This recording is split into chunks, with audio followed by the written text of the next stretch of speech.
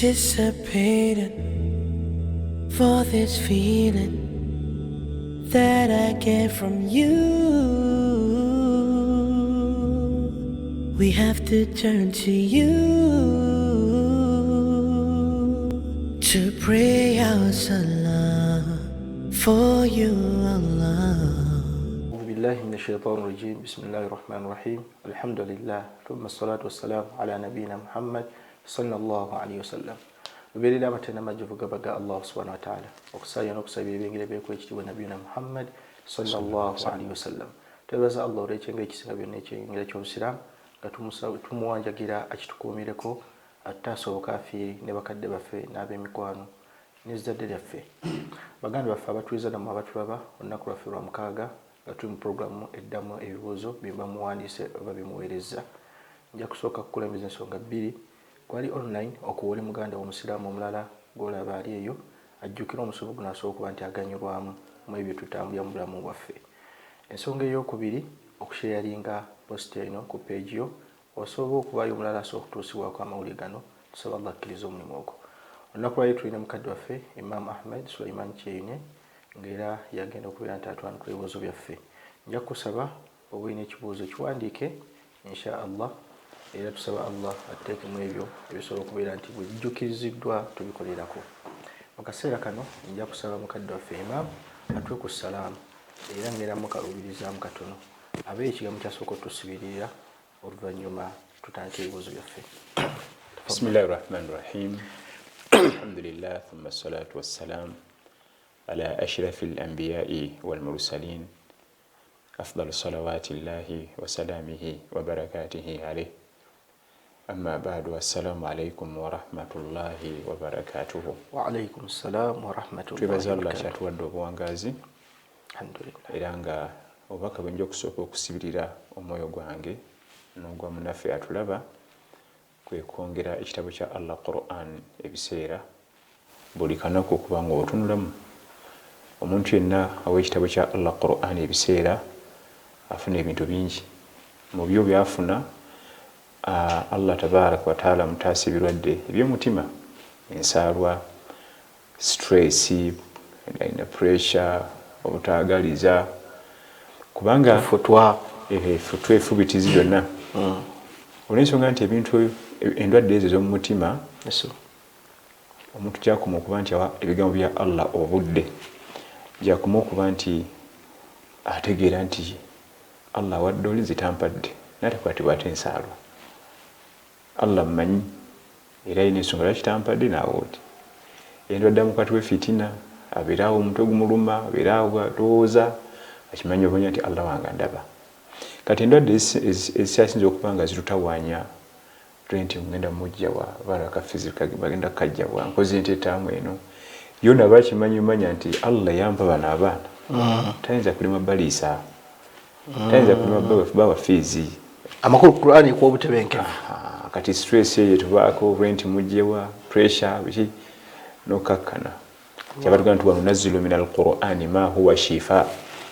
Mu Qur'an nasamu ddagala lyereere wa rahmatan lil mu'minin wala yazidu adh-dhalimina illa khasara.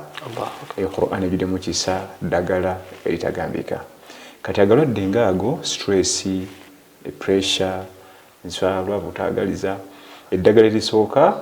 kitaballa. Kati nkubiriza omwoyo gwange ne munnaffe atulaba okwongera ekitabo kya Allah Quran al-Karim ebiseera kubanga ezo endwadde tebazijjanjaba mu ddwaliro. Teziriko doozi? Tekuliko doozi, teriyo medical officer yenna akola ku lusaala wadde ogiraba n'oweeri. Allahu akbar. Naam. Jazakallahu khair. Amin. Tusaba mukadde waffe ekigambo ky'otujjukiza tusaba Allah akituwangalizeeko. Amin ya Rabbi. Katandike n'ebibuuzo bya baganda baffe. Tulina ekibuuzo kya mwannyinaffe ayitibwa Nina Mayas agambye nti assalamu alaikum wa rahmatullahi wa barakatuh. Nze mbuuza ngeri ki gy'oyinza okweyambisaamu enjuba okumanya qibla? Al-qibla kyekibula gye tutunula nga tusaala era kakwakulizo obukwakulizo bw'essala oteekeddwa otunula mu kibula. Akakwakulizo n'empagi byawukana. akakwakulizo tekava mu ibada okuva lwetandika mpaka lweggwa, ate empagi erabikako mu ibada nevaamu. Kati nga Al-Fatiha mpagi mu mpagi z'esswala naye tetambula na swala yonna okuva bwetandika mpaka, naye akakwakulizo ko kasita oyingira ibada oba hijja oba kusiiba kibayita akakwakulizo mu ibada kuko tekawukana na ibada, tebalina ebyawukanira. Era singa kavaamu ibada ebeefa. Kati okutunula mu kibula kakwakulizo era okuva lwokuba takbiira bwoti oba oyolekedde kibula mpaka kutola ki salaamu. Kati kibula kikulu nnyo kubanga kakwakulizo bukwakulizo bw'esswala tekalina we kafulumira nti walina agenda ku maviivi kavaamu oba sujoodu. Kati kibula bwe tuba tuginoonya ng'otuuse mu bifo, kubanga okunoonya kibula kiba kitegeeza otuuse mu kifo nga si wewangaalira. Tukozesa amakubo ga mirundi 3. Ekkubo erisooka okubuuza abatuuze ab'ekitundu, kubanga bo bamanyi tutunula wano nga tusaala, tutunula wano nga tusaala. Ekyo kiri ku kifo nga ky'Abasiraamu. Kati oyinza okuba nga mu kifo otuuse tewali Musiraamu, ayinza kukuyamba. Oba nga n'Abasiraamu we bali nga tebabifaako, tebamanyi kibula gye kiri, kiba kitegeeza kati ojja kusobola kukozesa eryokkuba, ogenda kukuba eryokubiri ery'enjuba.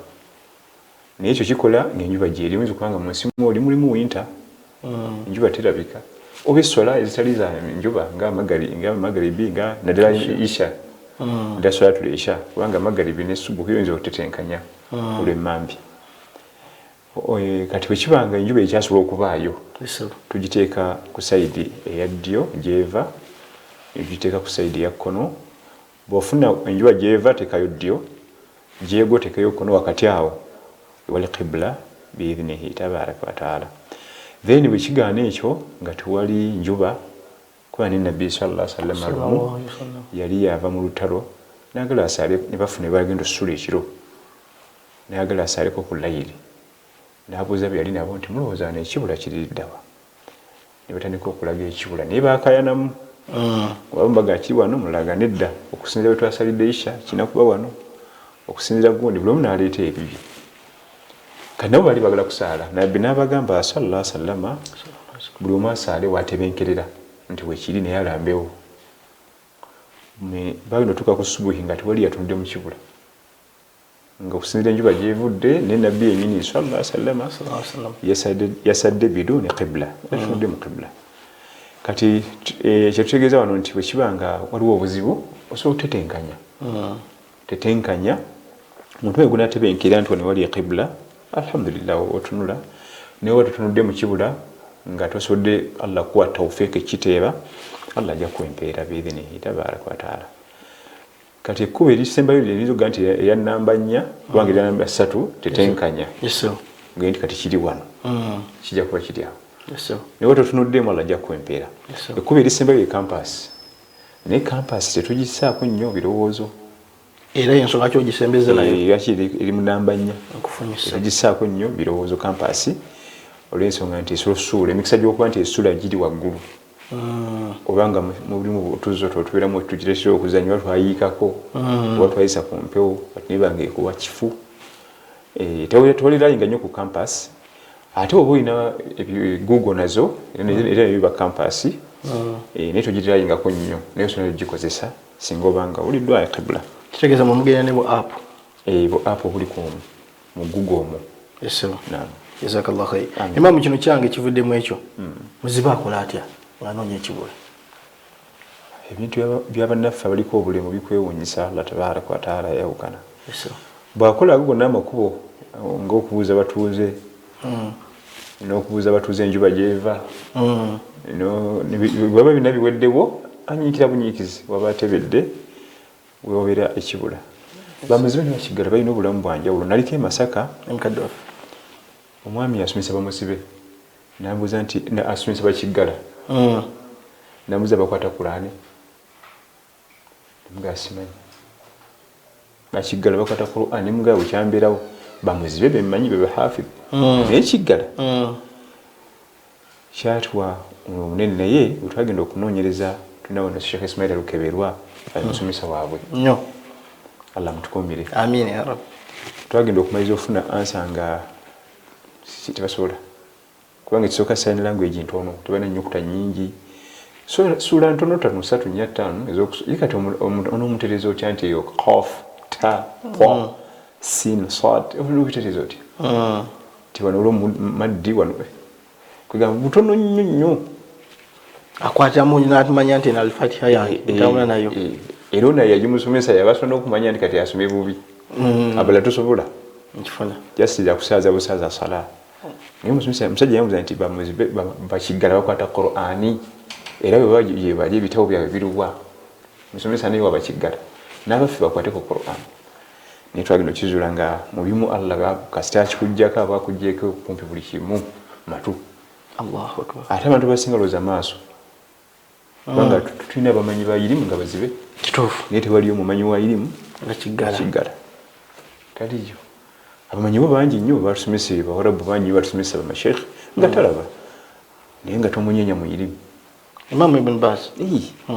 rahmatullahi alayhi ni mufti aliko kati ali sheekh era naye talaba Sheikh Abdul Muhsin al-Badiri al-Abbad ahli al-Madina naye talaba naye kibayita kiggala amatu nambuza ekibuzo ekirala ekyanneewuunyisa muzibe ekiggala amaaso ge matu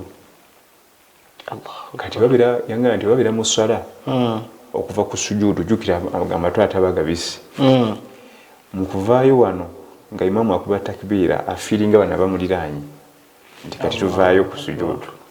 kati nambuza okuva baleeta ebya social distance bamubagwala tasobola bafiiringa kubanga ba muli ayini abawulira nga beenyeenya bati naye kati oli ali eri n'oli ali eri kati okakkana nga bamuzibe bayinza osigala bakiggala bayinza osigala ku sujuudu kubanga tawulira nti imamu akubye takbiira imamu ne wastraight was nekamutala n'awulira aba avudde mu bakiggala ne Sheikh Ismail Okewe yatugamba nti olwokuba nti omuntu aba atambula ng'atunudde bw'ati amaaso gano era gakavalinga areas zino bweziti zonna aba asobola okulengera wadde bamuli distance ng'atadde omutwe wansi aba asobola balengerera muno ate Allah alina byabawo ebirala era bo bw'amuggyako amatu alina byamwongera bw'amuggyako amaaso alina ebirala byamuwa aba ne sense ate endala ng'ate nazo zikola nga z'amaanyi nnyo ate ffe zitalina naye nga amatu Allahu akbar olabanga ekyokusaaga Allahu akbar amin ya rabbi jazakallah ekibuzo ekira mukadde waffe kivedde eri mwanyinafe ayitibwa Namono Safina again Sheikh barakallahu fikum okutusomesa ekibuzo kyange kiri kitya bwe mbanga nfuna wudu eyokusiga ku socks nsigeko amazzi emirundi emeka almashu ala alkhuffain yesebo okusimula ku socks ne bukhuffu obugatto obw'ekiwarabu birimu kubikkirizibwa mu mateeka gaffe ag'obusiraamu era Allah yabiteekawo taisiran kutwanguyiriza yuridu llahu bikum al-yusra wala yuridu bikum al-usra Allah twagaliza nnyo obwangu mu ddiini twagaliza nnyo obwangu mu duniya naye lwakuba ffe byabaagaliza ate ffe tetwagala byangu twagala nnyo okwekaluubiriza ffe abeekallafa ne tewovunaanyizibwa ffe twekaluubiriza nnyo omwana addamu ayagala nnyo ebikaluba Allahu akbar wallahu yuridu an yukhaffifa ankum Allahu akbar falla agala nnyo atuwewulire buli kimu era yenna ayagala obulamu obuwewuka nga kwekwata ku ddiini yewewula ffe ebyaffe byetwagala ebirala bizitoye kwekaluubiriza kati bugezi ozaala abalongo mu kalica yaffe y'Abaganda emikolo gikaluba nnyo naye mu busiraamu nkolo ki tongerako bwongezi mbuzi naye kati byaffe omwana addamu butonde bwe ayagala nnyo ebikaluba bwe bamuwekyanga awulyanga nti bamunyomye kyabaga nti wallahu yuridu an yukhaffifa ankum wa khuliqa al-insanu dha'ifa ya Allah ayagala nnyo atuwewulire atumanyi tuli batunafu niffe tutubako ebikaluba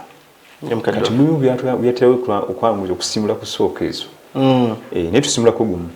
gumu otandikire n'okuvugere gye buva nolita naye waliwo obukwakulizo obulina okujjula ng'onoosimula ku socks kubanga mulina socks zemwaleeseza omulembe guno ebikaku kagerekwa nokukena akali nnyo anti bagamba mbu tebagala kukwatibwa nkyakya kati waliwo ekigere ekituula wayagala okkawe naye yaffe yayamukanga yo zikola zatukwatanga sebo bayika bagita analogo yamu socks eteekeddwa okubanga an yakuna saatiran lilkaabaini erina okubanga ebika obukongo buli bombi eyambuka waggulu gye tusiimuulako niyo waliwo opyo bwakakoma eno wansi eyo tetugisiimulako ate tulaba bangi nga babusiimulako kituufu kabikako obutoyizi ne kajja nene esinziro eyo si sokisi yakusiimulako niyo osimulako gumu neno saidi gumu walillahi alhamdu jazakallahu khair amin mukadde waffe ekibuzo agambye muganda waffe nti assalamu alaikum barakallahu fiikum question number 1 kituufu nabbi muhammad sallallahu alaihi wasallam yawaana omukkiriza owakanyama kirimaanyi mu hadithi egamba nti almuminu alqawiyu khairun wa ahabun ila allahi min almumin aldaifu omukkiriza ow'amaanyi mulungi era ayagalwa nnyo ewa allah okusinga omunafu naye qawiyu liman qawiyu taqwa qawiyu lilm laisa qawiyu ljism kubategeeza ow'amaanyi muyirimu kubanga emuyambako okutegeera allah qawiyu liman nga imaani ye y'amaanyi qawiyu lilm nga ina irimu y'amaanyi emugasa ye n'agasa ne umma so si qawiyu ljism qawiyu aladalat ali masoliki yawo yenna sigwe bategeeza mungu tagira nabbi tetegeeza 6 packs packs watu waona babeera bono bobiyita ku 6 packs 6 packs nga tasaala ate kati amaanyi galuwa 6 packs nga talina ayajalinza kusoma mu Qur'an amaanyi galuwa si ono nabbi kwayogirako qawiyu liman qawiyu lilmu qawiyu taqwa kati wamala okufuna ebyo bisatu then waba afunyeyo n'ekiri nakyo kiba kijja mumugasa fadlun ala fadl abayongedde obulungi ku bulungi naye bino baba tabirina nga masoliki just kanyama ali awo tebiri mu makulu nabbi gwe yali awaana yalina ebitende ebyo ebya ilmu Sheikh Isa yatugamba nti mutwala hadithi ne mugiteeka ku jimu ekibuzo ekyokuli mukadde waffe agambye nti okulunda embuzi kikubirizibwa nnyo bamasheekhe kuliko obujulizi okulunda embuzi mirimu gy'aba anbiya alayhim ssalam kama thabata anhu sallallahu alayhi wasallam annahu qala ma min nabiyyin illa waqad ra'a al-ghanam qalu wa anta ya rasulallah qala na'am kuntu ura'iha liqarariri ahli makkah nabi sallallahu alayhi wasallam lumu yali agenze mu lutalo ne basajja be ne bafuna ekifo bagenda okugumba ng'abalwanyi b'omu ddungu balina emmanya gye bamanyamu eddungu lyabwe naga tugenda kugumba wano tugenda okutegeera omulabe waliwo obwokulya nga bubeereyo mu ttale wala nnyo nga gye bubeera tebutera nnyo okubeera kumpi n'abantu basaba natandika obbulya nga babukutula babulya buliko bwa green n'obwa black bo balya bwa green nabbi n'abalaba nga bayayanira bwa green sallallahu alaihi wasallam bagamba nti abange buli bwa black bwengedde buno bulya bubisi kati bagenda okulya ku buli nga bulimu otwo nnyo kati Rasulullah buno wabumanyi otya nabagamba nti nabulyanga nga nnunda kati basaba baliwo ebiseera ebisinga abaliwo mu kaseera ako bali tebamukimanyangako nti yali alunzeeko mu buto ku kitiibwa kyalina nabiyullah alina ilmu ayogera ne bamalayika Jibuliru nsobola okwakola omulimu gwa wansi kati Rasulullah naye nabagamba nti ma min nabiyyin illa waqad ra'a al-ghanam tiriyo nabbi yenna okujjako nga yalundako ku mbuzi n'endiga qalu wa anta ya rasulallah naawe qala naam nange nazirunda buufu bwaffe kuntu ura'iha liqarariri ahli makka nalundiranga abantu b'e makka nga bansasulira omusala gweta qararir omusala gwe yalundiranga buli mwezi sallallahu alaihi wasallam kati okulunda embuzi n'endiga kubanga ghanamu kitegeeza byombi embuzi n'endiga mulimu mulungi olw'ensonga nti ebisolo ebyo byombi birimu baraka birimu emikisa byangu byakulabirira biwera mangu ennyama yabyo ewooma ne bwoba ogenze mu kalisya nga bakama amata gaayo era nago malungi naye ibada zaffe ezisookerwako mu kusala ebisolo zitandika n'ensolo ezo nga aqiqa kubanga zezimu ku ibada etayinza kubula mu maka kubanga olufuna omukyala ate wayita mmeka kituufu nga aqiqa ekoze eki etuuse kirungi okulunda embuzi bwobanga walina obusobozi n'omulunzi yennyini alunda embuzi afunamu ebyokuyiga bingi alina tathiri gyafuna alina bulungi nnyo nnyo ba anbiya alayhim salamu okulunda kuno embuzi balinga bagenze ku training egyobagasa ate mu maaso gye balaga mu mirimu gyabwe egy'obwannabbi. Yes. Kati embuzi ziri stubborn. Gitwala okulya tekkiriza ekaluba etawaanya. Kati abantu bano bogenda okukulembera no batawaanya. Ogenda bakulembera nga watawaanyizibwa dda omuntu yamenyera ebintu by'omutawaanya. Takosebwa nnyo nga bizze. Takosebwa nnyo. Teyeekanga. Ekirala mulimu okumanyira ettale embeera enzibuzibu emisota sigga obisisinkana. N'ofuna omutima ogw'amaanyi omuvumu. Kubanga omuntu alunda embuzi mu ttale endiga emikisa gy'okusanga emisota giba waggulu. Ejjumwa gino gikuba kati ajjamu shujaa wuzira. Mutima omuntu atalabanga ku musota nga bwe gusoose yeesisiwala nnyo yenna. Naye atera ogikuba n'oli yakuba n'eweekyeri yakuba afunamu obuvumu. Ate ng'obulamu bw'edduniya okubuyitamu bwetaagamu obuvumu. Okulunda embuzi kwe bagamba si kuba nazo kanga ziri eyo. Ogendeko mu ttale nazo. Bwe wali omugaso. Si kuba ndi mu bizinesi zange nyina ziri mu kyalo eyo. Ekikubirizibwamu ekirimu ennyo omugaso. Kubeera nga gwe kennyini weetaba mu nsiko. Ozigobeeyo zizzeeyo eka naye kyo zizzeeyo awo wali nnyo amakulu. Kubanga ba Anbiya alayhim salaamu bwe baasinga okulabikira era baafunamu ebintu bingi nnyo ebyabagasa alayhim salaamu. Naam. Jazakallahu khair. Ekibuzo ekyokusatu agambye nti lwaki nabbi yafaananya omukkiriza n'omuti omutende? Mu hadithi ya Abdullah ibn Umar ibn al-Khattabi radiyallahu anhu atunyumiza lumu bali bamaze salati subh. Mu hadithi eno eyokufaananya omukkiriza omuti omutende ebiraga nti inna mina shajarun la yasqutu warquha wa innaha mithlu al-mu'min fahaddithuni mahi. Mu miti egiri mu duniya muno mulimu omuti ogulina embeera z'omukkiriza. Mugumbulire gwegulwa. Fawaqa annaasu fi shajari al-bawadi. Abantu boogera amannya mangi ag'emiti egisangibwa mu ttale. Omuti bwe guti nga Nabbi agamba nti si eyo ansa. Omuti bwe guti si eyo. Omuti bwe guti si eyo. Fawaqa fi nafsi annaha an-nakhla. Abdullah ibn Umar agamba nti nze nenga nti Nabbi ategeeza muti mutende. Fastahyaitu. Nkwatibwa ensonyi nga ansa eyinza okuba entuufu nga muzeeyi taata afudde wano Umar mulemi. Muzeeyi taata Abubakar ali wali. Muzeeyi taata Usman kubanga bonna baba kitaabe. Qala fahaddithna ma hiya ya Rasulallah. Paka bamugamba nti gutulime gutuwulire. Qala hiya an-nakhla. Ebiraga nti gwe mutende. Kakati omuti omutende ogufaananira n'omukkiriza muvumu gwina obuvumu obutagambika tegukyukakyuka na mbeera. Ebiseera by'omusana gubaawo. Waliwo emiti ng'omusana bwe gujja ebikola byonna bikala ne bigwa. Ebiseera by'enkuba gubaawo. Ebiseera by'embuyaga gubaawo. Ebiseera by'omusana gukwa ebyokulya omutende. Oba kugamba mu mbeera gye wandibadde osuubira nti nzibu ate gwe gukwa ebyokulya. Ye mukkiriza talina kukyukakyuka. Abamu obugagga bwe bujja taddayo kulabikako mu muzikiti. Ate abamu obwavu bwe bujja ate ng'adduka mu muzikiti. Abamu kantu katono nnyo eddiini yagitunze bamuwemu ssente. Ayagala bukulembeze n'asobola ekyebbeeyi. Eddiini yagisuddewo. Kati omuti ogwo gwe gulina embeera z'omukkiriza gugumira buli mbeera ejja. Imamufa abakyukakyuka olw'embeera kitegeeza tetunajuliza bukkiriza. Ekyo kitegeeza nti omuntu tusaala tukingiriza embeera eyo aba tannafuna kamalul iman oba haqiqatul iman oba imaani obwannamaddala. Era ekifaananyi ekyo bamanyi bakireeta ne mu nnyanja ez'omunnyo. Enkuba ne bw'etonnya etya nga y'amaanyi tegujabulukuka. Omunnyo oguli mu Red Sea ne bw'oleta Red Sea amazzi amalala gagyenka ne bagayiwa muri mu Red Sea.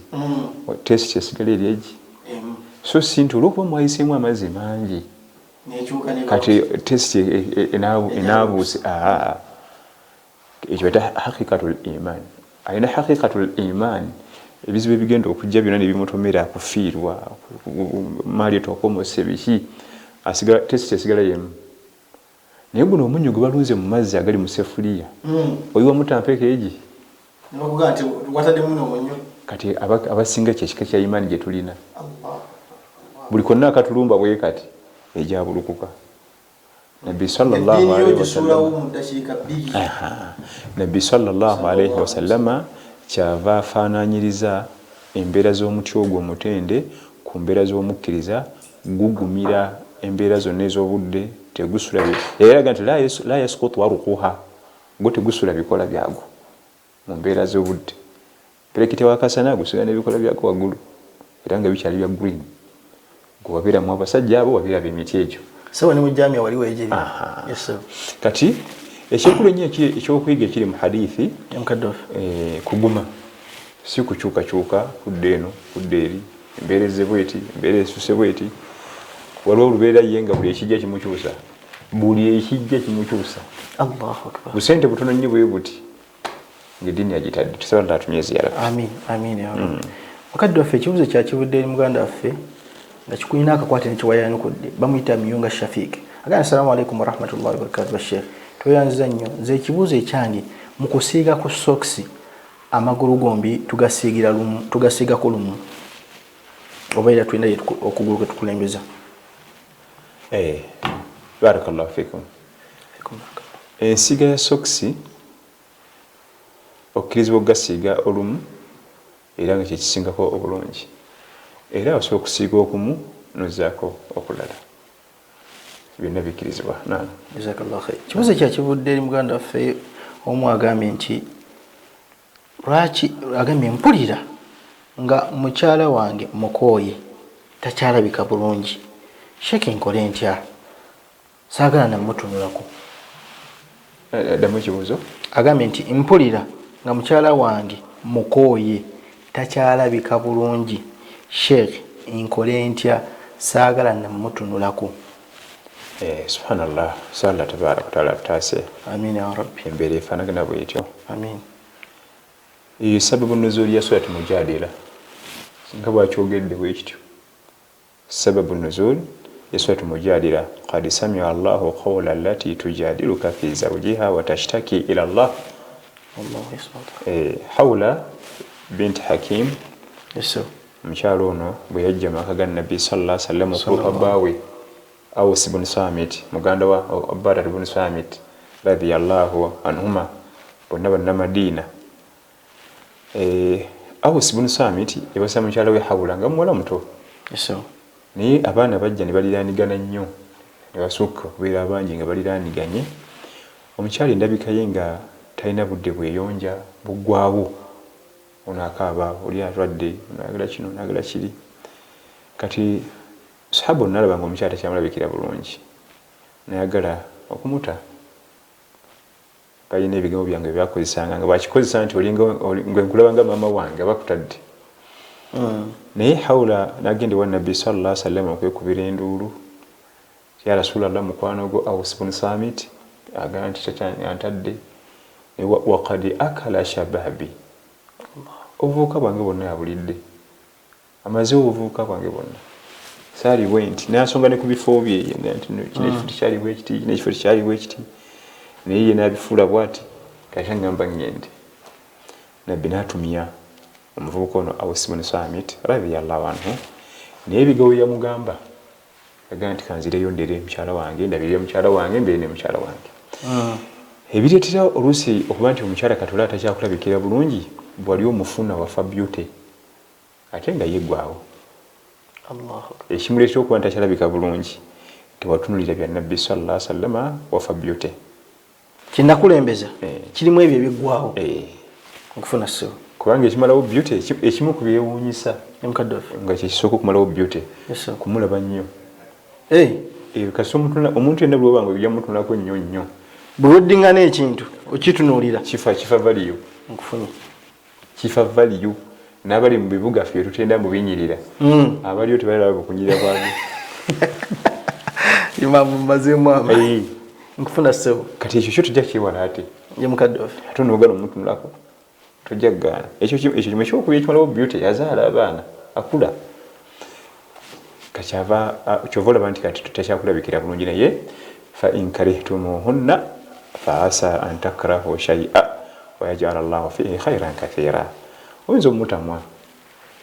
okwatalabise bulungi oyinza omutamwa fige etandise okwonooneka oyinza omutamwa takyali muyonjo bulungi olw'abaana bamufula bize naye byonna gumiikiriza kubanga mu kugumiikiriza muno olw'embeera zaalimu ezo Allah atayinza oteekamu bulungi obulala. Ebiseera ebisinga bw'olabanga nti omukyalo omutamiddwa gumiikiriza, naye bw'onooyita mu kaseera k'obugumiikiriza ako n'okamalako oyinza okuddamu noyagala omukyalo oyo notaddeyo kwagala omukyalo mulala yonna mu duniya, nojja n'owulira nti omutamiddwa n'oguma wadde kapiriyodi kayinza okuwanvuwa myaka ng'esatu etaano n'oguma nogamba sijja kuta mukyala nkambeere mukyala wange ono n'osala zooni eyo n'ogguka eri kasita osomoka oyinza obutaddeyo kwagala mukyala mulala mu bulamu bwobusigadde oyagala oyo kyabdalaga nti fa inkarihitumuhunna fa asa an takrahu shay'a oyinza omumutamwa n'owulira nga buli kimu kikutamya yenna toyagala namulabako era nga bamukuggyeko okola ne pate lwansanga mbijaguzo olwokuba nti omukyalo yagenza avudde mu bulamu bwo naye singa oguma n'omaliza ka distance ka period ako n'okamaliriza Allah ayinza obatiramu obulungi mu bufumbo bwammwe. Abaddamu bbala yagaa nti ono be bali twalabanga luli naye lwakuba waliwo pain awo waliwo ka pain kolina okugumira era olubeerera ebirungi byonna bituukako olina kuyita waluma ebirungi tebibyakkaweweevu byonna ebirungi mukafo webisangibwa omala kuyita mu kafo kazibuzibu nnyo nnyo nezabazaabu omusimayo wansi atukkako nkufuna imaamu kati tumukubiriza muganda waffe ono etteeka mwe liri mu Quran eryogera ku nsonga mbeera gy'alimu mutamiddwa yagumiikirize Allah ajja mutiramu bulungi. Imaamu ekyafaayo kya Awusi kyaggwayo kitya? Ekyafaayo Nabbi sallallahu alaihi wasallam ng'okola yamugamba ng'alina okukola tawuba n'okutanga emitango okusa omuddu. Maama abakyala bagenda ttangisa abaami omitango. Nedda bana baffe batuka ku level Awusi ku yali atuuse. Nkufunye kati. Yali atuuse ku level nene nnyo ng'okuta omuddu okusiba emyezi 2 n'okusa masikini 6. Naye nga Awusi yali atuuse wala ku mukyalo ono naye ate oluvannyuma bafuna obulamu obulungi ne mukyalo we Hawula yakkiriza n'akola kino kyotugambye yagumiikiriza n'asomoka. Naye kati basahaba ba Nabbi sallallahu alaihi wasallam nga bwe tubamanyi nga Nabbi sallallahu alaihi wasallam ayinza obyetabamu ng'alina sayidi gyali gwe n'ogana okuba ku sayidi ya Nabbi kaseera byetabamu ng'alaze sayidi gyaliko nawe n'okwegatta ku Nabbi sallallahu alaihi wasallam. So sinti atudde ku opposition Nabbi ali nongodde eri tisoboka. Imaamu ekitegeeza ku ffe tulina kubeera ku sayidi okuya ekigambo kya Nabbi wadde taliiwo. Yali alaga ffe nti embeera nga bebezzenga bweti eno esayidi gye mubangako kubanga kakati njagala onsigira ekifaananyi muwala waffe twamukuba muto ddala kati bwafaanana omutuddiza tetugenda muteeka waani era tugenda mugabirani olite musaasire munno bwe owulira ng'ofunyeyo akawala akalala kasiniyafo kyajja tekugana. Imaamu oyogedde ensonga omukyalo omwaganye nti olwo omanya yafunyeyo omukyalo anti we yafunyeyo mulala ate kyali emuganye akyalina ebifo ebirala ebi bisatu era kyekimu ku byaleetera ekyo okuba nti omwami akkirizibwa okwongerako kubanga onajja kukulamukko essanyu likendeeremu. Ebireeteeyo omukyalo ono ogubadde naye ebbanga eddene okukendeeza essanyu bingi okuzaala kwennyini okukanaddala bana baffe abasiza ezo siza bwe ziyita zirina nerves pain eyo nerves zebakoonako ne zisanyayo ne zitadda. Noba muzannyi wa mupiira mu kisaawe olwafuna yinjala ezo ez'amaanyi agenda okuddamu okusamba aba takyasamba nga luli kale bali awo n'addamu n'afuna endala n'awumula emyezi 3 agenda okudda aba agenda akendeera mukifuna era bamu bakuviirako ddala. Kati ate ye omukyala enjukira ye omwami alwawo kwendeera aba alwawo kubanga oyinza omusanga emyaka 10 okuva ddala n'omukyala ye akyalinga luli bwe yali omusajja afuuse omutende kati kati ate ye omukyala akyuse kati muno tumugira nnyo musindiikiriza nviiri ave mu nnyumba yange nedda shariya kukkiriza kali kewalabye akasiniyafo kali kakati kyoba okola kiri kimu funa ennyumba endala omuteekeyo eri nonaabeere wano n'abaana baffe babe nga balaba taata ne maama nga bali wamu. Kino tukimanyi nakyo abaana okuva mu kisulo okujja ewaka nga taata ne maama basula mu nnyumba emu tekifaanagana nga abaana kuva mu kisulo okujja ti ogenda kuwumulya wa maama wo eno hulidde ogenda wa kitaawo eno hulidde ogenda abeera bw'ati kubanga waliyo famire endala neri waliyo famire endala bali balina characters zaabwe ne bali balina zaabwe sina kimuyinza n'okukola ensobi buli omu n'amuteekamu obusungu bwe tola ntwagala nnyo abaana baffe emukadde waffe ebimu kubiraga nti abaana bo obaagala kugumubire ne kitaabwe kugumubire ne nnyaabwe ebimu ku biraga toyagala abaana bo kwe kukkiriza n'ogumiikiriza munno abaana bo babasangira buli omu tozannyiranga ku kigambo kiga ye kati waliwo abadde ye ng'abeera wa taata gy'asomera holiday yokka gy'agende wa maama nkufuna ate oyo abakuyoleke w'amaanyi funda kuno ow'ekisulo kale nno obufumbo bwe tebwakula muno tomutomwa olw'okuba abaana bamukyusiza endabika n'emyaka gyeyongeddeko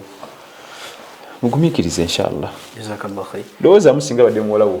gwagabanga kato kaweredde kamaze yunivasite bakatutte myaka 4 5 kazaddeyo bulongo bwa mirundi 2 peya 2 bamuziza abakyafaananga luli nedda ssebo inshallah atuwa obugumiikiriza amina rabbi ekibuuzo kyakivudde muganda waffe ayitibwa Molinda Jim agambye nti assalamu alaikum imam nze nsaba onsomese engeri gye tukimamu eraaka 2 ku solatul magharibi singa mbamba sanzeeko eraaka 1 essola eya magharibi ya raka 3 etawanya nnyo abantu naddala nga basanzeeko eraaka 1 ne imam yaba alowooza nti ziri eraaka 2 zagenda zikima lumu yaba amanyi eraaka emu gy'amaze yesembayo kati kakimeziri 2 nedda eraaka eyo gy'osanze ne imaamu nga yesembayo kuggwe yesooka kuggwe atwegasseeko obwegassi eraaka eggulawo essala era yesoose bwe batoola salaamu kiba kitegeeza ogenda kulaka ya 2 ate eraaka ey'okubiri bw'ogimala mu magharibi olinawo tahiyat kati abamu obuzibu bwe babusanga tahiyat agenda okulaba nga zigenda kubeera nnyingi mu swala kubanga kiba kitegeeza buli raaka tahiyat ekyo si kikulu eraaka esooka bw'omala ne imaamu n'atoola salaamu bw'okimayo eraaka emu sooka otuula osome tahiyat kubanga ziweze 2 kati ezizo ze zisooka kati olugenda olyoka okime esemba bwetyo tuzisaala amina rabbi ekibuuzo kyovuddeko imaamu kisitudde emmeeme y'abamu omu agambye nti mututamiiriza abamu obufumbuufu abatanaba kufuna basajja oyo omuwa kigambo ki nedda programu y'obufumbo eringa ya butonde omwana time etuuka n'ayavula bwavuzi nga teyamugambye time etuuka omwana n'atandika okuvamu ebigambo nga teyabimugambye neri time omubiri gutuuka ne gukigamba omubiri gw'omwana omuwala gwatondebwa nga olwo time wetuuka nga gwetaaga omubiri gw'omwami era n'omubiri gw'omwami nagwo bwe gutwe guli ate era nabbi atugamba faman ragiba an sunnati falaisa minni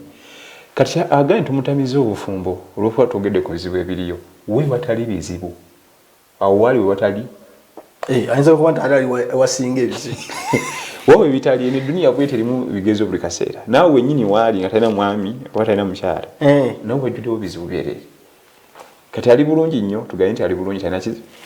era omusanga atunkana renti atunkana kiki ate amannyo galwadde bagenda gateekamu seminti tewali ojjaga nti wano kaserengeta okukka eri programu ya butonde ku dunia tekuli kaweweevu ayagala akaweweevu akola ejjana alinde yaumul qiyama ate nga nayo enakulwanira ate wano eri okufunayo ku mirembe inshallah jazakallahu khair amina rabbi ekibuuzo ekirala kivudde eri muganda fayitibwa Abdul Hakim ibn Juma agamba assalamu alaikum warahmatullahi wabarakatuh imaakum salam mwebale kusomesa enjogera egamba nti tolina mukisa era mulwetya mu busiraamu era eriyo abantu nga bo tebalina mukisa shukran omukkiriza yenna gyava yenkana alina omukisa omukkiriza gyava yenkana okuyimirira n'asaala ekita kyakusaaga kyala okambula hijab okubanga yekute ku malira ga Allah yekute ku sunna za nabbi sallallahu alaihi wasallam okuyita ebigezo byeffe tuyita nti bisiraani ebigezo waliwo hadithi eraga nga omubaka sallallahu alaihi wasallam tulaga abantu ab'emiteeko egy'enjawulo ababi n'abalungi nga waliyo Allah abantu beyakola ng'otuuka mu kitundu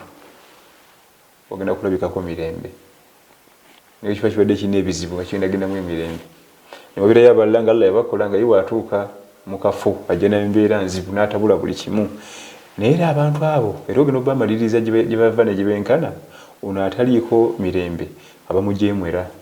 museegu mukaba era n'oli aliko ate emikisa n'emirembe ng'atuuse mu kitundu nabbi yayita mafatihan lilkhair maghaliqa lisharri mafatihan lilkhair ng'atuuka mu kitundu aggulira ebirungi projects ne ziyingirawo abantu basala jama ne batandika okusala jama kati tozera ate byalimu projects za kuzimba muzikiti era bya ddiini maghaliqa lisharri nga baggalira ebikyamu ebibadde ku kitundu waliyo abajja nga kyenyume kyebyo mafatihan lisharri maghaliqa lilkhair ajja muzikiti jama ne bagivaamu agadde mukyala wono bantu bakubaganya agadde akawala kono beekubye ngumi siasa lya muzikiti ogwo mulimu muvukali mbwati obata mafatihan lisharri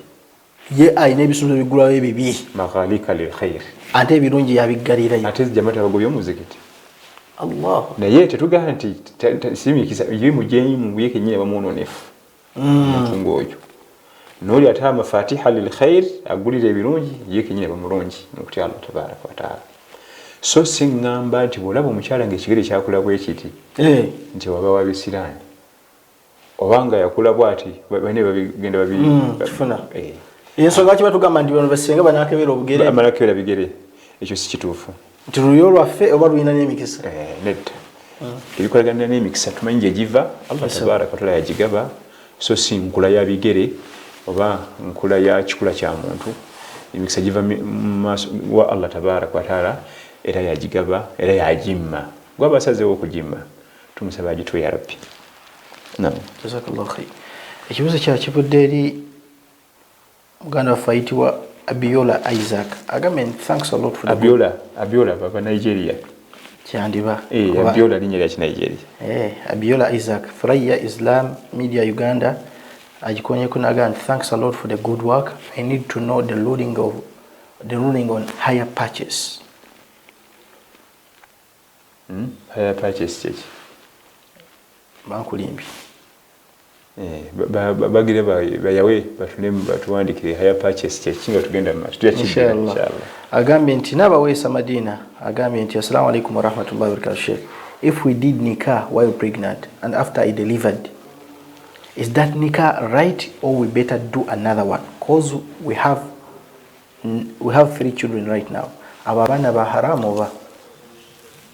omukyala alina olubuto tetumuwoowa tulina omulinda nasooka asumulukuka netuuka tuwoowa then okuwa kuba kubaddewo mu nsobi tuba tujja kuddamu nze kineewunyisa ekibuuzo ekyo kibuuzibwa baana ba buwala ate nga baami balina okibuuza kubanga bandibadde iga okuddamu okuwa omukyala wabeere wa halal then osanga omwana omuwala ng'abuuza ekibuuzo ng'ekyo ng'ayagala ng'omwami talina interest mu byo talina biwuliza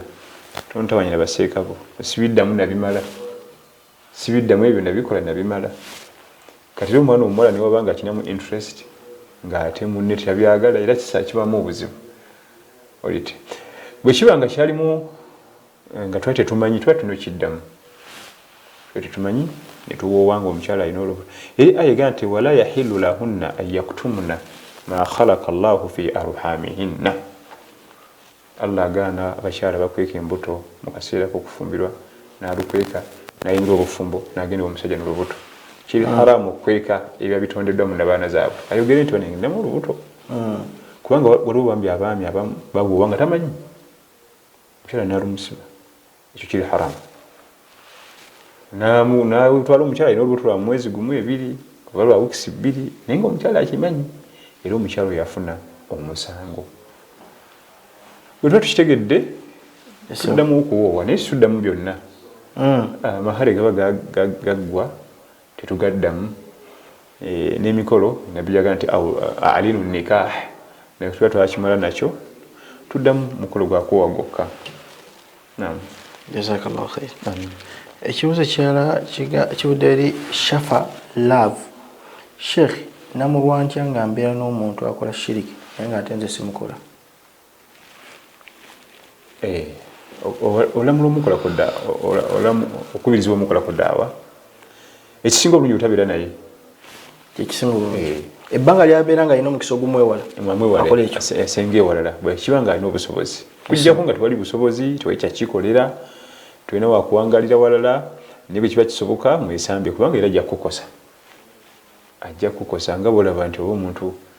akuba amatafaali akuba ettaka lisammuka gano gy'otuula awo era birina okusammukira oba yo kyawolodingi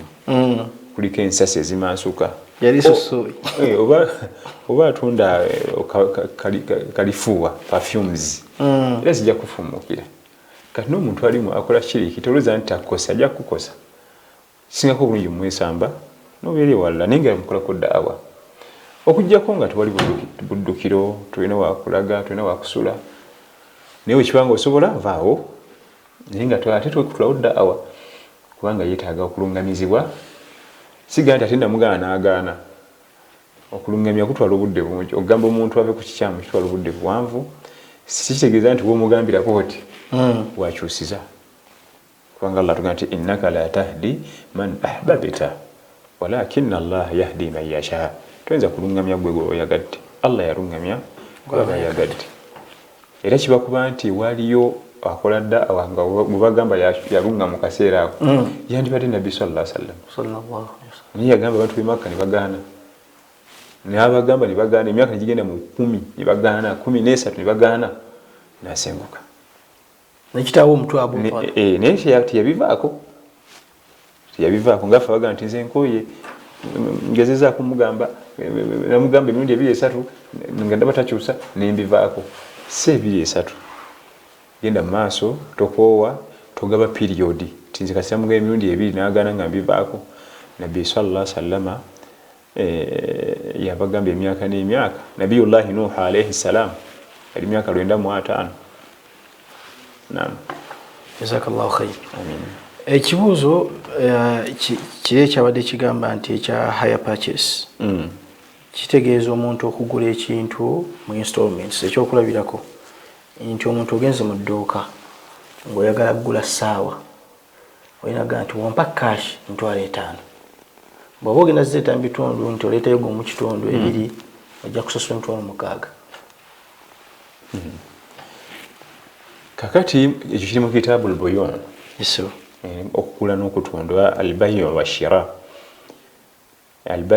shira entunda ya installment ekkirizibwa mu busiraamu nti $5,000 mu buliwo naye oba ogenda kuleeta mu bbanja leeta $6,000 kikkirizibwa okuyisaamu akasente akatonotono olw'ensonga nti onaguza bw'omuwa kashi mu buliwo emigaso giba mingi mu sente ezo ate bw'ojja obutemaatema emigaso gikendeera kyava abaako kayisaamu kali naye kazibikire ebimu ku byakola mirimu gye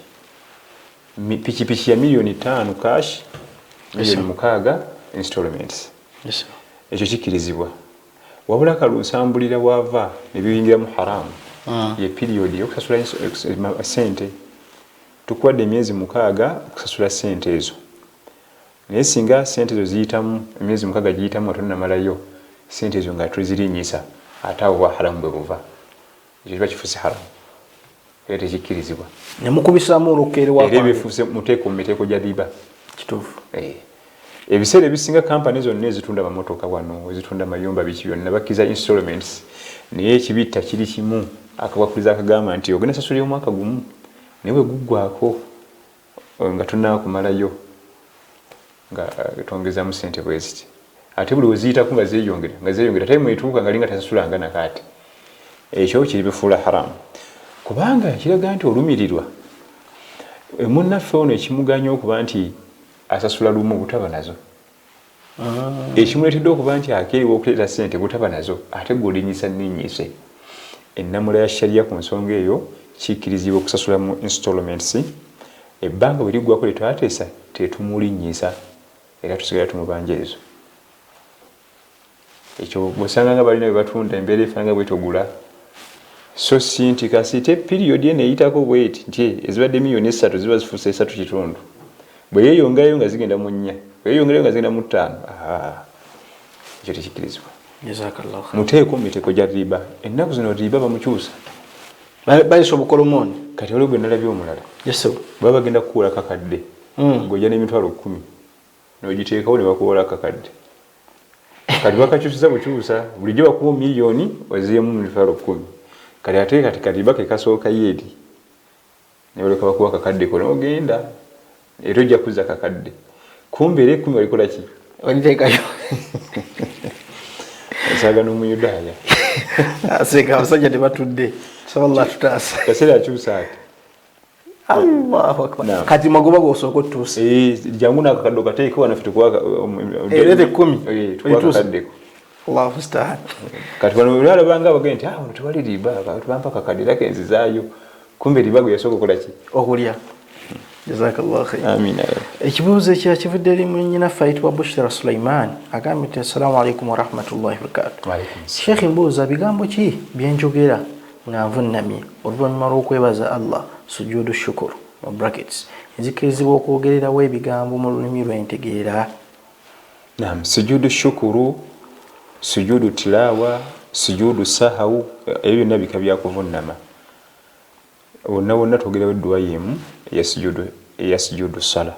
subhana rabbiyal a'la n'edduwa endala ezajja subuhul qudus rabbul malaikati warruh ezajja zetwogerera mu kifo ekyo ekya sujudu okkirizibwa zonna zoogererawo ekyenjawulo ku sujudu shukuru yo teba musala yo oluvunnama lw'okwebaza sujudu shukuru oluvunnama lw'okwebaza Allah ng'akuwadde ekyengera oba okukutaasa akabenje oba ekintu ekyobulabe mu bulamu bwo n'ovunnama wansi weebaze Allah tabaaraka wa taala twogerawo ebigambo byebimu ebyomuswala naye okkirizibwa n'okwogerawo ebirala nga weebaza Allah n'omutenda n'omwebaza kubanga tuli mu swala kati nga sujudu shukuru oluvunnama lw'okwebaza otali mu swala osobola n'okwogera mu lulimi lw'osinga okwekakasa so si Luganda lwokka abantu balina ennimi nyingi ojja kusanga oli nga yeekakasa nnyo Oluzungu ate osinga Oluganda omulala lwe waabwe gyasibuka ku kyalo nga mu nnimi zaffe bwozimanyi wano Oluswayiri Lugwala Lukiga tolyagganye naye ekyo kiri mu sujudu shukuru wabweru w'essala kubanga sujudu shukuru oluvunnama lw'okwebaza lubeera wabweru wa ssala wallahu alam jazakallahu khair ekibuuzo kyakivudde eri muganda waffe ayitibwa Muhammad Abdullah agandi assalamu alaikum warahmatullahi wabarakatuh mwebale kutuweereza ekibuuzo kiri bwemba mmaze tahiyatu eddwa zirina kuba eziri mu Qur'ani zokka zensobola okusoma oba n'endala kasita ziba mu Luwarabu n'endala kasita ziba mu Luwarabu n'endala si za Qur'ani zokka tahiyatu bwe beweddeyo nga okyalina obudde oyongerawo edduwa endala Allahumma hasibuni hisaba yasira Allahumma inni zalamtu nafsi dhulman kathira wala yaghfiru dhunuba illa anta faghfir li maghfiratan min indika warhamni siza Qur'ani zokka rabbana atina fid dunya hasana siza Qur'ani zokka n'endala ezajja mu ahadithi zombaka sallallahu alayhi wa sallam obulaba buli mu swala eza sunna endala swala ezizo kubanga eza faradha si zaffe oluya zitutuma eza faradha si zaffe zabateeka ziriko nnyinizo era omumanyi era ziriko n'ekibooko Allahu akbar naye waliwo weeyimuka n'osalayo okuziza ng'ekirowo osobola n'okuteekamu edduwa endala kasi ziba mu Luwarabu bwoba olumanyi yinza okubeera kusaba ttaka oba poloti oba nyumba n'oteekamu teryagaana kasi lwa Luwarabu kubanga eswala munda bamanyi bagaana okuteekamu olulimi olulala lwonna naam wallahu alam jazakallahu khair ekibuuzo kirala kivudde eri mwennyinaffe ayitibwa Rukayya Gita assalamu alaikum warahmatullahi wabarakatuh Sheikh nze mbuuza kibalwa kitya omusajja okusaalira awaka kiri haram omwami okusaala esswala eza faradha 5 ewaka okuggyako ng'alina ebisonyiisa era nga sharia ebitulaga era mu hadithi empanvu Nabi sallallahu alaihi wasallam yali amaliridde yaga nti athqalu salati ala almunafiqin salatu al-fajr salatu as-subhi wa salatu al-isha walau ya'lamuna ma fihima la atawhuma walau habwan wala qad hamamtu an amura as-sala fatuqam hadithi eno mpanvu erimu ebyokuyiga bingi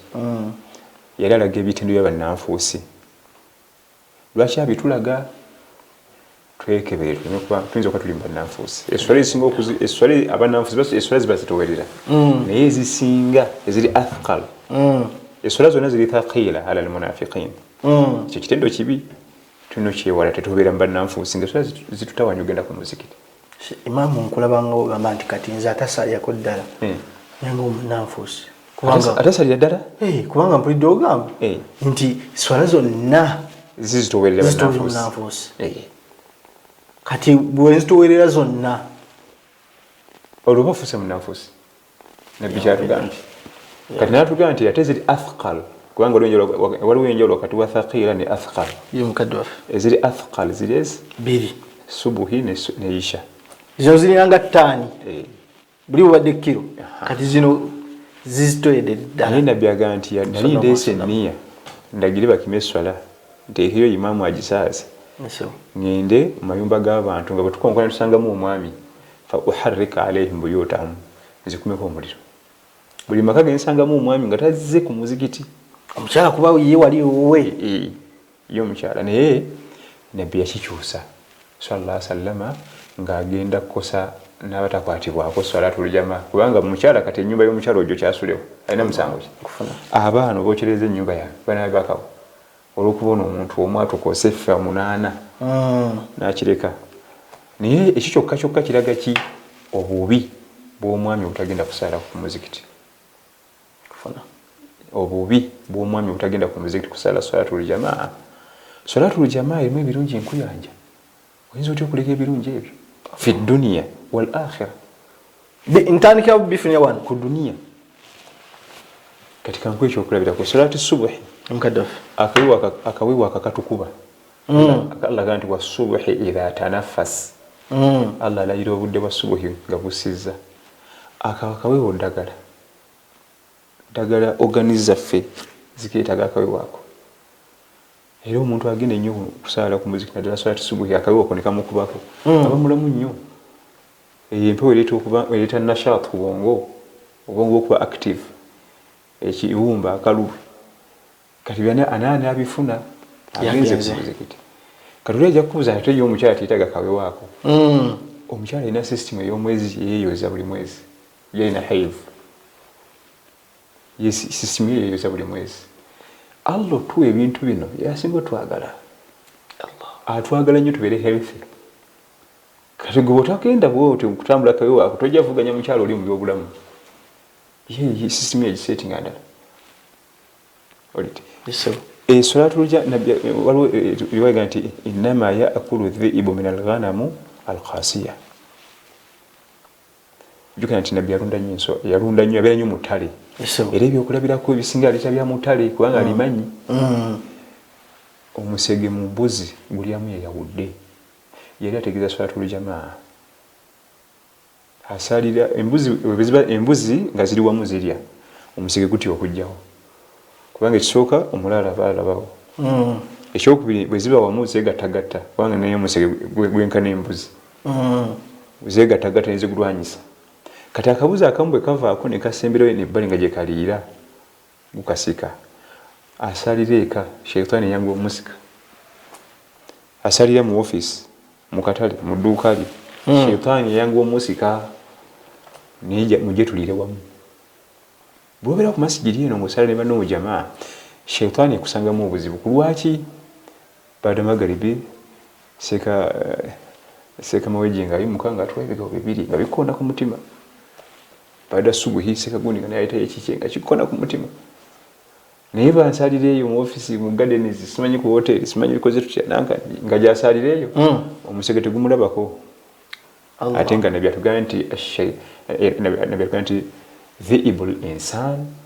shaitan omusege gw'omwana adamu sitaani olubeerera embuzi n'endiga byeraliikirira musege mu bulamu bwabyo mu ttale omwo omanyi omuyaga nti zeeraliikirira nnyo omusege ate naazirunda yazirya tezimweraliikirira ye at the end yazisala nazirya kakati ate ife omuzege gwaffe buli wakulaba ng'otangira eyo ebbali takulaba mukusula mu byobuseegu tasanga buzibu kusulamu kunafuya mu kino nakiri naye jamu tulire wamu salatu jamaa tenkanika era abakyala mubimu kubiraga nti omukyala ayagala bba kwe kumugagide ku muzikiti so namugambye nti omusala ngumaze okugwala nedda ekimu wotegerera nti mukyala wakwagala kwe kugamba nti wana subu kuyita wagenze ku muzikiti kakati yikyatudde waka lwaki ogenda omuzikiti guli wali genda ku muzikiti osaale oyo omukyala bwemufunanga mugulire ekirabo ate omukubiranga akasimu nange nemugulirayo ku kirabo aba olina ekyebbeeyi kyamaanyi kitagambika akusindika ku muzikiti kubanga akwagaliza ebirungi mu duniya nekyakhera saa ate banaga nti kati bw'oyosamu okugenda ku muzikiti obutuka gasera muzikiti oba waliyo omukazi omulala ku muzikiti noga nti ajati okuterenkera naye ajati kati okukakasa nti sinayo omukazi mulala eno wiiki yonna ngenda kusalira waka oyo taba mutuufu kakati kiramula kitya omwami okusalira ewaka kiri haramu naye tumuyambeko agende ku masjid asobole okukwata swatu jama wabula ayinza okuba alina ebisonyiisa nga almarid mulwadde tasobola kugenda ku muzikiti obulwadde nno bwennyini waliwo abantu beefuula abalwadde naye nga bwemukubira essimu nti ndi wano nina sente zo kanzije naye akaboda nzikime kyokka nga ate wano genda ku muzikiti agamba mulwadde tasobola kutambula naye olumugaa nti sente zo tuzirina wano muninde mu eddakiika 15 nzija kapiki mba muli awo ng'ayingiddewo teyebatugayo oli bubi sente zange badde nozikima kiba kitegeeza obulwadde asobola okugenda ku muzikiti mama ate nkulabanga ogamba nti ono aba mukkiriza nnyo asobola okusasula kaboda ng'agenze kuswala yokka baasi olina epiki olina emmoroka oyinza okugamba nti ate eswala tujjamu ekulema bino byaki si bya biiki boda yo gyewagula piki yo emmoroka yo gyewagula mu bintu birina okusooka okukola ennyo mu bulamu bwo kutwala ku ibaada bikwanguyiriza okutendereza emmotoka yo erabika ennyo ku muzikiti boda yo erabika ennyo ku muzikiti ati agamba nti amafuta enywa mangi kyokka aba agenda okudigida ne outing tenywa mangi naye ogenda okusala ku muzikiti seeka gwe tomanye emooka nene olinyako kimwe bati agagaba yayagala ogende ku muzikiti emooka yagikuwa ate yayagala ogende ku muzikiti era nogotekamu yagakuwa guvuga amafuta agenda ku muzikiti ajja kuleeta amalala inshallah jazakallahu khair amin ya rabbi imamu ku nswala y'ewaka olina ekigambo kyonzijukiza mu ramadhaani emu pali omusiraamu nga tugenda kusiiburukuka olwokuba yali nannyini enju tetusobola mufugirawo naye twatuusa obubaka mu bumpimpi amawulire gatuuka ageya kawungeezi agaagala nnyo natugamba nti mugende musiibuke ku masjidi musaale omumala mukomewo tumugamba lwaki tugenze ffenna nti akawungeezi kano amawulire netugende tusaala tugenda okukomawo nga akyali kawungeezi muga asooka oyimizewo eswala kati kalina gagenderawo mu kalango naye ali omusaala abagenda okusala netugamba tujje ku tivi naga nti ate mugijjako mugjeeko ddoboozi ekibula kye kyali mu tivi asala tunulira tivi bwe yatunudde kati nga ye kyategetinga nti senga gaddamu aba balaba eki nentege kubanga yali mubana abasaala mu ramadhaani bambi naye kyentegeddemu otulaze obubi obuli mu muntu okwesiba kuswala y'ewaka nalekeyo ku masjidi ebyo byonna ebitaba tajja biwona ebyo byonna ajja kusala nga leediyo eyogera erina byagala okuwulira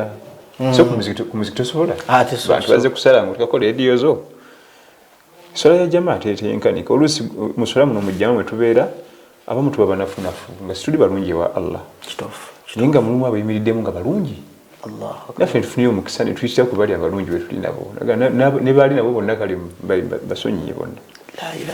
sobola tuteekemu abo amin ya rabbi mukadde waffe ekibuzo kyakivudde eri mwannyinaffe ayitibwa Hanifa Sempijja Najjemba agambye nti assalamu alaikum warahmatullahi wabarakatu sheekh nze mbuuza nti singa tuba mu kisiibo nga tuli bakyala ffekka atusaaza tarawiya akkirizibwa otusaaza mu lwatu ekyamanyikwa okuva ku basuhabiya nga nabbi sallallahu alaihi wasallam akyaliwo walingawo omukyala bamitanga Ummu Waraka al Ansariya munamadiina yali omu ku bawanikanga Qur'an abakyala era nga akwata Qur'an al Karim yasazanga abantu be nabbi yamukkiriza asaaza abantu be sallallahu alaihi wasallam bakyala bokka yamukkiriza asaaza bakyala bokka salatu tarawih kubanga yali akwata Qur'an al-Karim era nga amanyi n'amateeka gaayo Qur'an yasabako kunna agende yasabako abere kujja nabbi namugaana sallallahu alaihi wasallam ajje eri abakyala bagenderanga kujje okusiba ebiwundu n'okulifiringa zenzimiwa kubanga amazzi baganywanga ne gaggwamu jjukira ennaana ya muddungu banywa balwana naye Ummu Waraqa al-Ansariya radiyallahu anha omuzira namige yali asabye yegatte ku ttiimu eyo nabbi namugaana kubanga ebyentalo bizibuzibu namugaana asigale wakaye yasazanga abakyala banne salatu tarawih wal qiyam mu mwezi gwa Ramadan al-Mubarak ekyo kikkirizibwa nga si wali baami era asoma mu lwatu nga imam ekyenjawulo ekirala ekyenjawulo ekiriwo tagenda eri mu maaso nga imam omusajja yayimirira mu bulayini yaabwe n'abasolobamu katono so si kugenda eri mu maaso mu mimbali nga imam omusajja era ekyo kikkirizibwa mu swala eza farada n'eza sunna singa oba tewali baami ekyo kikola nga tewali baami wallahu alam. Jazakallahu khair. Awo mwanyinaffe wano agambye nti sheekh batugamba nti nabbi talina kigambo kitayogerako naye yayogerako ku mpisa embi ez'Abawarabu. Nabbi takola ki? Nabbi buli kimu yakyogerako. Yayogerako ku mpisa embi ez'Abawarabu. Lwaki nedda? Bagamba empisa embi yayogerako yajja eno Uganda n'aziraba kuffe nalyoka azoogerako. Empisa zonna embi yaziraba mu baliira bwe yagambanga. Kati naffe byayogera ne bisammuka ene waffe. Talina kyatayogerako sallallahu alaihi wasallam. Ate yayogerako mu ntonde. Omutonde yenna. Tatera kwawukana. Era obukodo omuntu omukodo aba mukodo oba muddugavu oba mweru oba bukodo oba bukodo. Bwaba kuyiye. Bwaba bujeemu oba bujeemu oba mweru oba muddugavu yayogera ku mwana Adamu ye. Sallallahu alaihi wasallam. Naye ye teyawangala kuna bantu batali Bawarabu. Era empisa embi eziri mu Bawarabu era nazoogerako sallallahu alaihi wasallam. Okumwongerezaako mwanyinaffe ono waliwo Sheikh Omi yagamba nti tukkirize nti balina culture yaabwe kati tupimira ku yaffe bwe tugezaako bikwasaganya ne bigaana n'okakkana ng'obalamudde nga bo balina kye batebenkera nakyo ate naffe nga okutoza eki osinzire ku kyewaffe. Abadde abuuza okusinzira abaana baffe bagendayo okukola nnyo kakati esookera ddala culture yaffe terikwatagana naye abali akantu akatono nnyo kenyinza okukuwa emukaddofe ebuwarabu omwana omuwala tafuluma mu nnyumba kituufu namalamu emyezi 3 ena atudde omwo wano waffe nakamatte n'atambula kusuulira mu street nakkirira ku gundi n'agenda ku gundi kati oba omuteeka mu mwezi gumu gwokka omutuuza mu nju ewatokya bo bali balaba bakuwadde emirembe ate gwe waffe batokya kati okalisha ezimu tezifiitingana z'abalala wano waffe abaana abawala abamu bamanyira abaami kusaagana b'ebigabo by'omukwano naki nga wabeera mu kifo nga tebibaddeewo ebatokya kale agenda otuuka eri nga environment ndala nnyo nga inako amaziga kati waliwo ebimu nga eri culture ewaabwe nga balaba kyami kyale bakuwadde ekitiibwa ekitagambika fe ate wano waffe gaba maziga gennyini kati byawukana era byawukanira ddala neera nga mu byonna omuwarabu ye ng'omuwarabu tatera kuba mwangu obutonde bwe era kibalaba ambiya alayhi musalaamu bonna bafuutukaawo mu Bawarabu kubanga obutonde bwe tatera kuba mwangu n'akatono. Naam. Jazakallahu khair. Kino ekibuuzo ogenda ndooza kirambulako katono nja kibaddamu nakibagambako mwanyinaffe omayitibwa Sara Yusuf agambye nti bannaffe Sheikh Burhan Muhsin Kitifain abagamba nti Imam Sheikh Burhan Muhsin mulamu alhamdulillah talina buzibu naye tugumikize tujja kumanya Sheikh Ali Safari yagenda kuwummulako kituufu ng'omuntu yenna asobola okufuna mu safari n'agenda nawummulako naye talina buzibu bwonna alhamdulillah era tumuwuliza buli kanaku. Naam. Jazakallahu. Amin. Kibuuzo ekirala kivudde eri muganda waffe ayitibwa Waswa Shafiq agambye nti assalamu alaikum wa rahmatullahi wa barakatuh. Singa mba nsaala ne neerabira olutuula lumakkati nga nina okuvunnama oluvannyuma lw'okwerabira kyokka nte era mu swala y'emu ne neerabiriramu ninnyongerera akendala nkola ntya okuvunama oluvunama olw'okwerabira. Ibn Kahtani atugamba nti walikulli sahwin sajidatani fasalliha qabla as-salami wa ba'daha qawlani. Luwerabira mu ssala olina envunama bbiri lweta sujudu sahwu oba sajidatu sahwu oluvunama olw'okwerabira olubeera mu ssala. Kakati munaffe alaze ebimuguddeko mu ssala akuza ensobi bbiri akendeeza ate n'ayongeramu kati ate okwongeramu kwakunene olwo kati tujja mulamulira mu kwongeramu. Qabla as-salami wa ba'daha qawlan, tuvunama oluusi nga tunatola salaamu. Bwe tuba tukendeeza tunatola salaamu, bwe tuba twongeddemu tuvunama tumaze kutola salaamu. Kati olw'okuba ono yakendeeza ate n'ayongeramu ate okwongeramu kinneko ku kiri, insha Allah ajja kuvunama oluvunama lwawo kwongeramu era akiro gyaba ayongeddemu era ng'olwo oluvunama lw'okwongeramu lwa ziyaada lujja ba'da salaamu. Osoma tahiyatu neggwayo bulungi n'otola salaamu zombi n'oddawo n'ovunama emirundi ebiri n'osoma eddwaza ebifo ebyo n'oddamu n'otola salaamu era zombi liri kyaiba kyajja okukola inshallah taala. Jazakallah khair. Ekibuzo kya kivudde mu Uganda ayitibwa Prince Evans Chanjo agamba nti Imam, we are now in the condition of drawing. What idea or how are we judged in deen cause we fear to go for morning prayers that will be kidnapped? Agaye mwa Imam tuli mkaseera katika umurko witibwa drone. Magezi kigotuwa oba mu deen tubalwa tutya bwe tuba tugenze ku swala ya subuhi olw'okutya okuwambibwa. Allah tabaraka wa taala tugirewo embeera eyo Allahumma ey'okutya. Bwe kiba ng'oli mu bantu b'osuubira nti target oli waliwo abantu abamu nga ye asuubira busuubizi nti ye target naye nga tebamumanyi namumanyi tebamulinako naye waliwo abamu nga ali mu layini bwe kiba nga n'okwekengera oba olumu asobola okwosa esswala ya subuhi ku masijidi oba olumu oba okutetenkanya agende ku masijidi bafuni bagenda nabo oba bamukime alime tambula yekka tetenkanya nga bw'otetenkanya ebirala. Tutetenkanya ebintu bingi mu nsi muno ne biyitamu ate n'esswala gitetenkanye olabe ng'olitola ku masijidi kubanga kati singa situation efaanagana bwetyo ewanvuwa ntugenda mu mwaka gumu 2-3 kinalabika kitya okuba nga tugenda kusaala ku masijidi ekyo nakyo nokirowoozaako kinalabika kitya kubanga azibwa emyaka 3 nekirera ate ne results zaakyo si nnungi oyongera kunafuwa ogenda okivaamu ogende nti kantandika okuddayo ku muzikiti lutalo wamanyira kino wamanyira waka kati tugamba nti tetenkanya kozesa obwongo abamu batya buti nga ye mutiitiizi abalala beteeka mu lukusa tatabu rukhas era nawe ogiraba kakati drone kifeesi bakuba emitayimbwa nzisinya gyendaga kumbe obunafu obutagala kusala jjama alimbisewo bino yekweke muno asobole okuba nga tagenda ku masijidi bino abikozesa nga plasta na langi anyweza ensonga ye naye nga ezo si nsonga omusajja okukuba omutayimbwa owa kifeesi ng'ogenda ku salatu subuhi bonna bye bakuba bagenda ku subuhi nedda so sala tusaasire ya rabbi amina ya rabbi.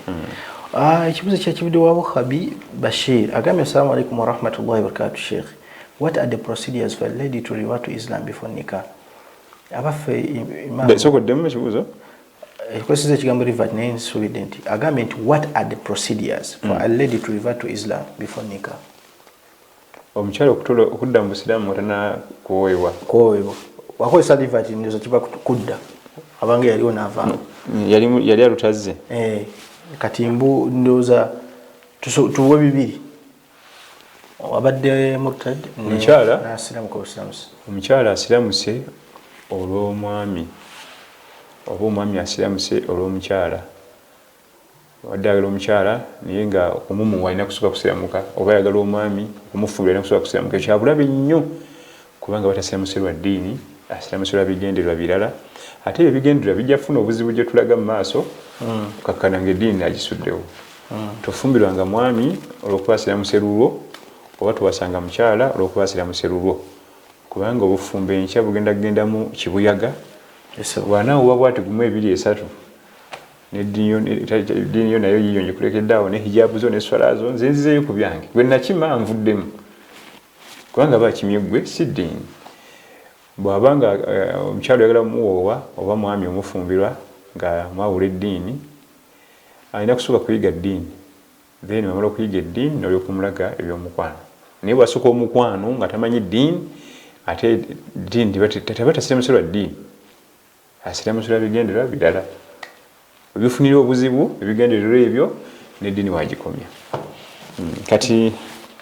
waba mu lutadi Allah tabaaraka tukingirize ya rabbi embeera ate eyo yagitukingirize ate nno mu lutadi yo akabenje nnyo kubanga ayinza okuba nga akomyewo mu ddiini nga alina byabala oba musajja oyo mufumbirwa oba omukyalo oyo muwasa nasooka addako ena ati nti nkomyewo mu busiraamu tumuwamu period tulabe oba ayize eddiini kubanga eddiini yaffe eri practical nnyo tulabe engeri yakotamu essala oba munyiikivu mu ssala munyiikivu mu kuyiga emisomo okwongerako ku ddiini soke tumuteekewaawo emyaka gyaffe ng'esatu nga tumutunulira butunuulizi abantu oliwo omugayo emyaka esatu ku byobufumbo alaba ebbanga ddene naye puroguramu y'obufumbo nnene yakwetegereza nnyo nnyo nnyo before era yenna agezezaako gipakukiramu akabiddeyo amaziga ate nadda buli agezezaako gipakukiramu giyingiramu ati maziga omuntu gwogenda okutwala gwogenda okufumbirwa gwogenda okuwoowa sooka omuseeko eriiso liiso lyokka omusitadingi kubanga puroguramu gyemugenda okuyingirira mpanvu nene nzito yetaaga okusooka kwetegereza jazakallahu khair kibuuzo kyakibudde eri muganda waffe ayitibwa Aisha binti Ibrahim agamba assalamu alaikum warahmatullahi wabarakatuh mwebaye kutusomesa mbuuza kukuwa ezzaka kibuuzo ekisooka omwaka tugubalira mu mbala y'ensi oba ey'obusiraamu ekyokubiri sheekhe mwatusomesa nti zaka eba mu savings naye waliwo ffe nga sente tuzikola alhamdulillah obula nga zetukolawo zetuspendinga naye nga enniya y'okuwa zaka njirina mbuuza nzikirizibwa okukwata n'empaayo nga sibaliddwa kuba bwe nnindiikiriza nzikozesa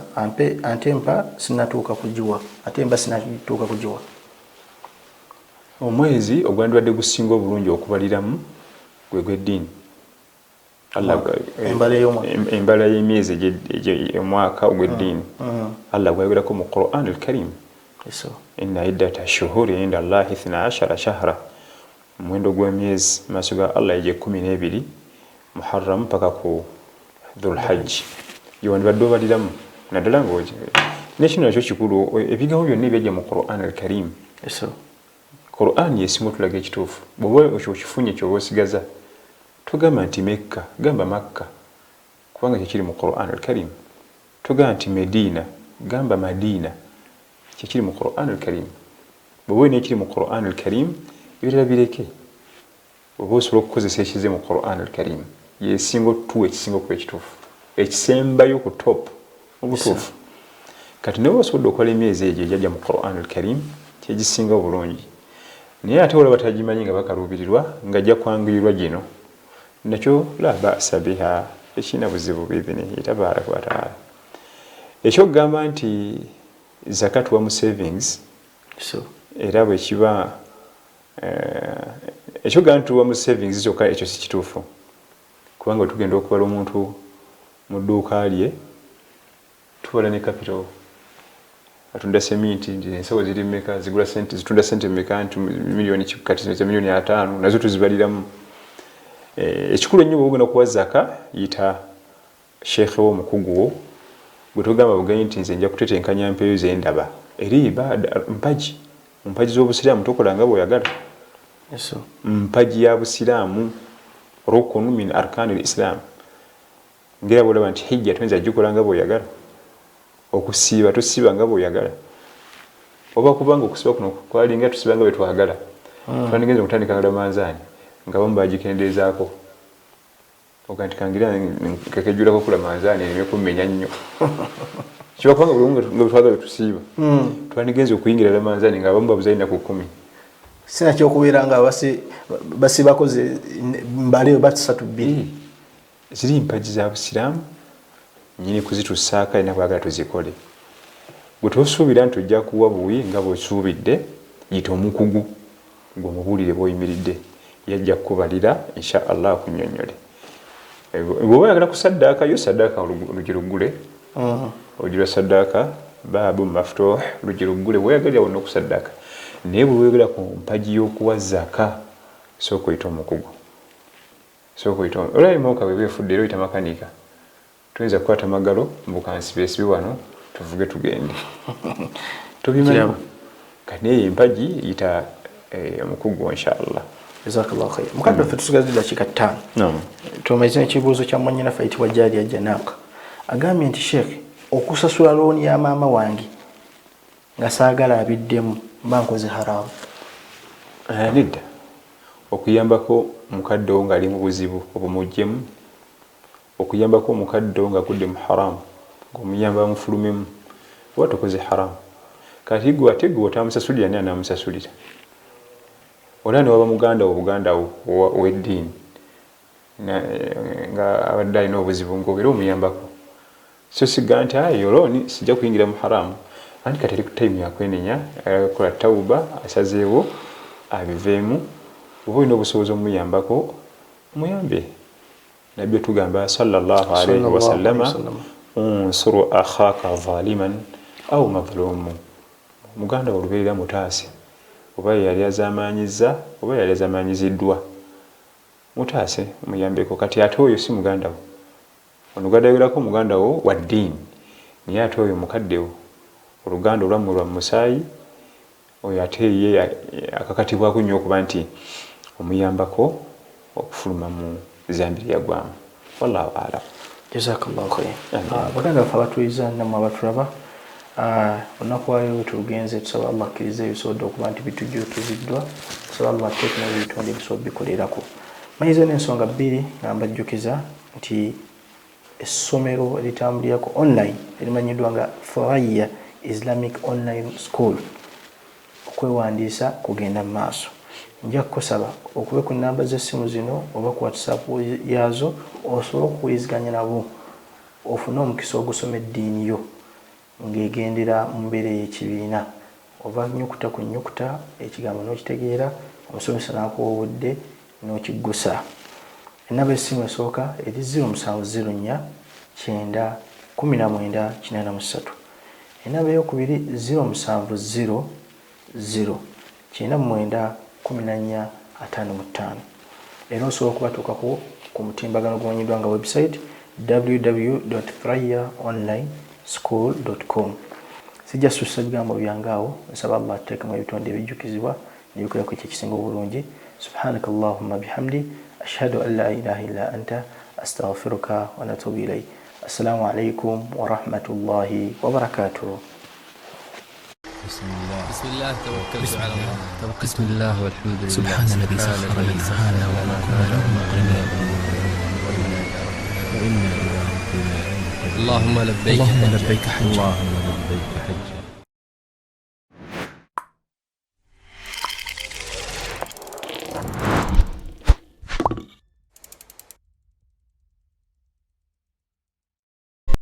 السلام عليكم ورحمة الله وبركاته. abatulaba abalungi tubanjulira essomero Thuraya Islamic Online School, essomero erya online erivuddeyo okubangula mu ddiini yo ey'obusiraamu. Ku Thuraya Islamic Online School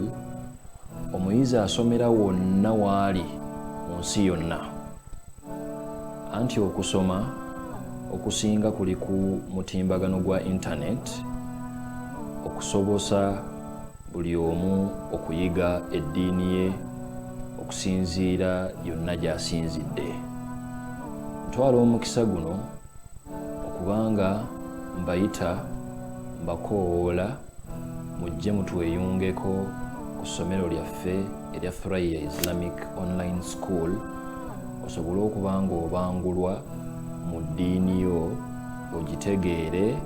mu mitendera gino wammanga. Tulina classes ez'enjawulo era ayagadde okubanga yeewandiisa naffe asobola okubanga alondako ezimu ku classes zino wammanga. Tulina hifidh class nga kye kibiina mw'okwatira Qur'ani n'ogikwata mu bbanga erisinga obunene lya myaka 3, newankubadde nga osobola okujja n'omala naffe ebbanga lya mwaka gumu n'obaayo n'ejjuzo z'ogenda nazo ng'ozikutte. Klasi ey'okubiri ye ya tafsir.